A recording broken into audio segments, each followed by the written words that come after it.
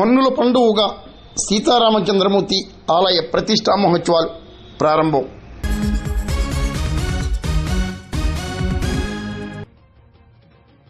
కాకినాడ జిల్లా పెదపూడిలో మైపి వీధి నూతన రామాలయ ప్రతిష్టా మహోత్సవాలు అంగరంగ వైభవంగా ప్రారంభమయ్యాయి.